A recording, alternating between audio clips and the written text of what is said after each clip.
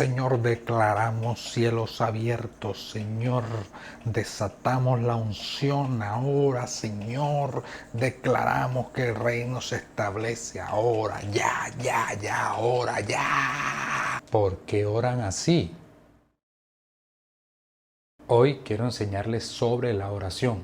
Y sí, alguno dirá, la oración, eso es una clase de discipulado, eso es tan sencillo, eso es tan básico. Y sí, hay que aprender a orar de la forma correcta, porque a veces no lo hacemos correctamente y como la Biblia dice. Y para eso tengo que ponerme mi pinta de predicador. Sí, Señor. Hay una frase que se le atribuye a San Agustín que dice que la oración es el encuentro de la necesidad de Dios y la necesidad del hombre. Se supone que la oración es el medio por el cual nosotros nos comunicamos con Dios, tenemos comunión con Dios y también Dios se comunica con nosotros y tiene comunión con nosotros. Así que la oración es algo muy importante en la vida de todo creyente. Sabiendo esto, es de suma importancia saber cuál es la forma correcta en la cual nosotros tenemos que orar, tenemos que hablar con el Señor.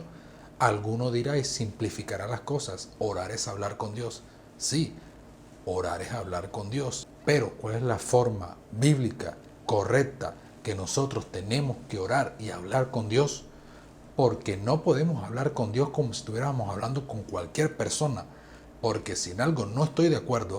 No, hablar con Dios es como hablar con cualquier amigo.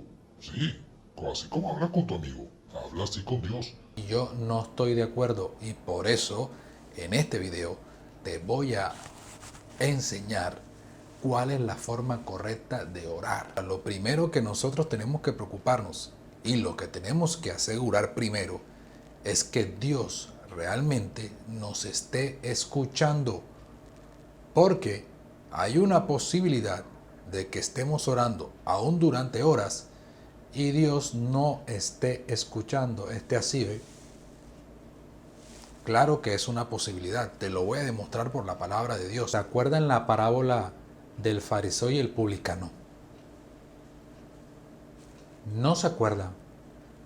¿No la conoces? ¿Cómo así que no la conoces? No importa, yo te la voy a resumir. Resulta que una vez se acercaron dos hombres al templo a orar.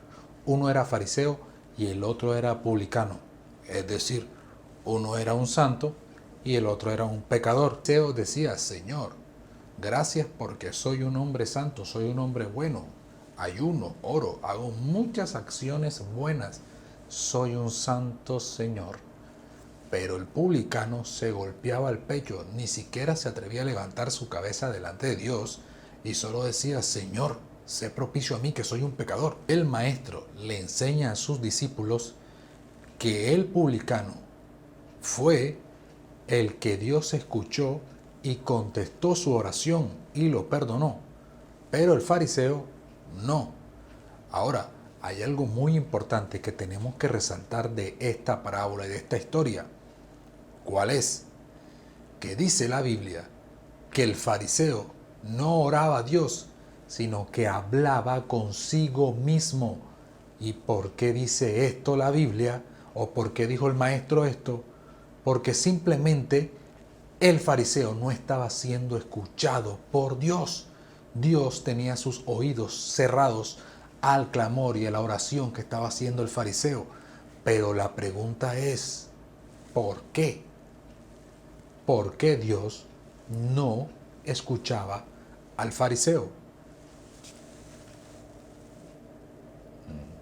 Porque algo muy importante antes de abrir tu boca y decir algo en la oración es la actitud con la cual llegas delante de Dios a orar o a hablar con Él.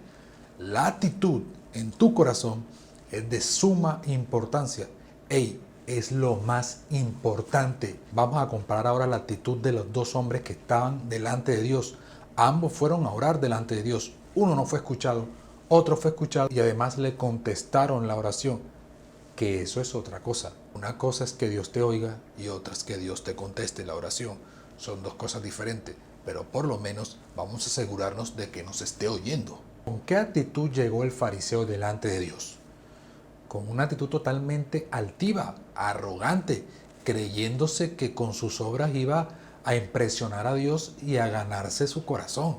Es más, este hombre se comparó con el publicano y hasta se creía mejor que él, porque dijo, gracias Señor, porque no soy como ese publicano, ese es un pecador.